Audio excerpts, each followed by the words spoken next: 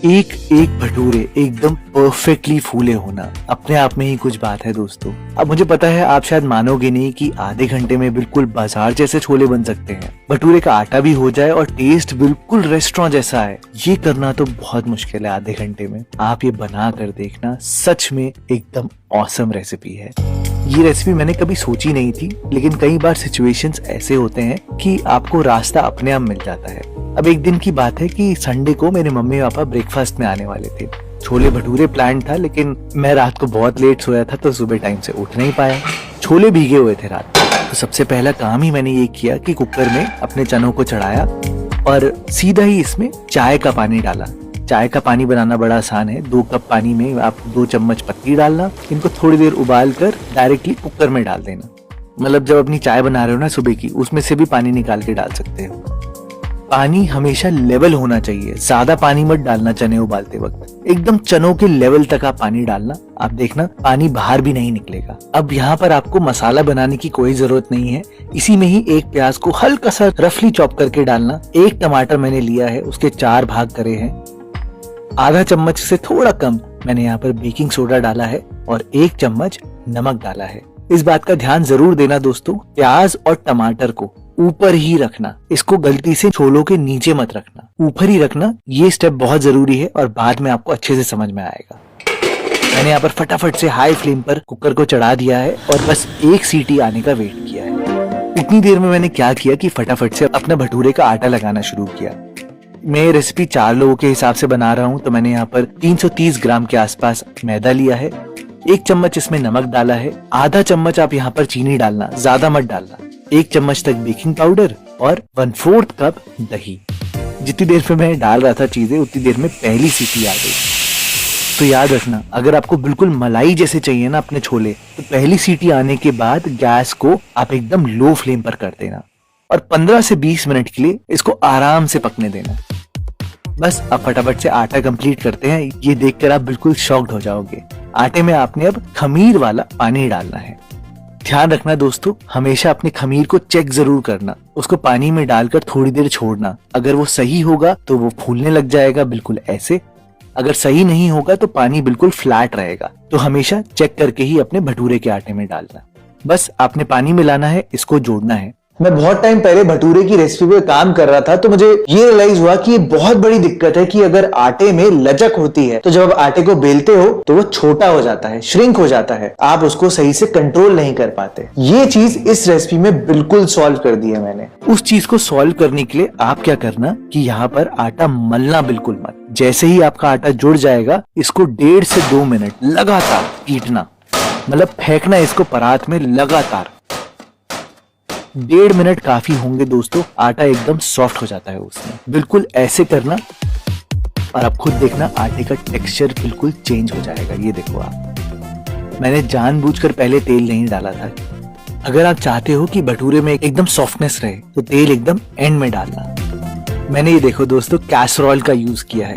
Casserole में क्या होता है कि हीट प्रोड्यूस होती है। जल्दी से हमें काम करना है तो भटूरे के जो आटा है इसको गर्म जगह पे रखना होगा ताकि ये अच्छे से फूले। मैंने इसलिए कैसरोल लिया है दोस्तों। तेल लगाकर इसको हल्का सा मिलाया है और ऐसे ही इसको गीले कपड़े से ढककर 15 से 20 मिनट के लिए आपने रेस्ट करना है। 20 मिनट मिल जाए तो बढ़िया है, मैक्सिमम 1 घंटा रखना, नहीं तो आपका आटा जो है वो खट्टा हो जाएगा। दैट्स इट दोस्तों, भटूरे के आटे में और कुछ नहीं करना, कंप्लीट है पूरा काम।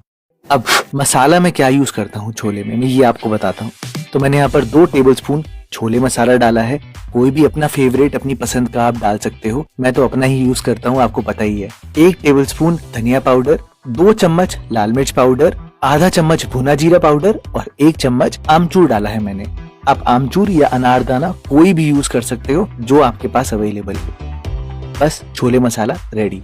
इतनी देर में क्या हुआ कि 20 मिनट भी हो गए और चने भी पक गए। तो मैंने यहाँ पर गैस को बंद कर दिया ताकि मेरा कुकर पूरा ठंडा हो जाए।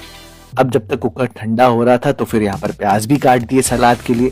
तड़के के लिए अदरक के लच्छे भी रेडी कर लिए। हरी मिर्च धोकर कट भी लगा दिया और तो और धनिया काट कर अपना काउंटर भी पूरा साफ कर लिया। ये हुई ना कुटिया। और अगर ढक्कन खोल के दिखाऊं ना तो चने एकदम परफेक्टली पक चुके हैं और आप खुद ही देख सकते हो प्याज के तो पूरे चीथड़े उड़ चुके हैं, टमाटर भी पूरे गल चुके हैं दोस्तों। तो सबसे पहला काम जो आपने करना है वो ये है कि टमाटरों से इनका छिलका उतार देना है। ये छिलका गलेगा बिल्कुल भी नहीं, ऐसा का ऐसा ही रहेगा। ये मत सोचना कि सारा पानी कहाँ गायब हो गया, पानी अभी भी नीचे है थोड़ा सा, लेकिन क्या मलाई चने बनेंगे, मैं सच बता रहा हूँ। यही स्टेप आपका दिल जीत लेगा। अब आप यहाँ पर टमाटरों को हल्का सा मैश कर देना। चने अभी काफी नरम होते हैं दोस्तों, तो इस टाइम पर जब आप मिलाओगे ना तो अपने आप ही इसकी ग्रेवी गाढ़ी हो जाएगी। मैंने यहाँ पर अब सारा मसाला डाल दिया है और अपनी इच्छा अनुसार पानी डाल दिया है, जितना आप बनाना चाहते हो। अब देखो, इसको हल्का हल्का आप चलाओगे, अपने आप ही ये ग्रेवी थिकनेस में आ जाएगी। आपको सिर्फ 2-3 मिनट इसको बॉईल करना है और अपने आप ही आपके पूरे छोले सेट हो जाएंगे। जब आपकी डिजायर्ड कंसिस्टेंसी आ जाए आपके हिसाब से, आप यहाँ पर 1 चम्मच कसूरी मेथी को भुनकर डालना और आधा चम्मच तक गरम मसाला, ये आप अपने चनों में मिलाना। और एक्चुअल में दोस्तों, आप बिना तेल के ऐसे चने भी खा सकते हो, ये भी बहुत अच्छे लगेंगे आपको। लेकिन मैं यहाँ पर बिल्कुल दिल्ली स्टाइल फ्लेवर बना रहा हूँ, तो दिल्ली में मस्टर्ड ऑयल बहुत कॉमनली यूज होता है सारी फेमस जगहों पे। तो सरसों को तेल को मैंने एकदम खौलता हुआ गरम किया है और गरम गरम तेल में ही आप यहाँ पर मिर्चे डालना, अदरक के लच्छे डालना और थोड़ी सी हल्दी डाल के फटाफट से चनों के ऊपर डाल देना। ढक्कन लगाना मत भूलना, नहीं तो सारा अरोमा गायब हो जाएगा। That's it दोस्तों, आपके छोले बनकर पूरे तैयार है इतने कम टाइम में। आप इनके टेक्सचर देखो, तरी देखो, एकदम परफेक्ट बनते हैं दोस्तों। अच्छा, अब आधा घंटा खत्म होने में कुछ मिनट ही बचे हैं, तो फटाफट से हम बाकी काम कर लेते हैं। फटाफट से भटूरे आपको दिखाता हूँ। मिनिमम 15 से 20 मिनट इसको रेस्ट करना है, मैक्सिमम 1 घंटे से ज्यादा मत रखना, नहीं तो आटा खट्टा होना शुरू हो जाएगा। तो उस हिसाब से आप प्लान भी कर सकते हो इस रेसिपी को। आप देखो, आटा एकदम सॉफ्ट हो चुका है, लचक भी आ चुकी है थोड़ी सी आटे में, जितनी हमें चाहिए। और ये आटा बेलने के बाद ज्यादा श्रिंक नहीं होगा, थोड़ा सा ही होगा। आप बस यहाँ पर पेड़े काट के रख देना।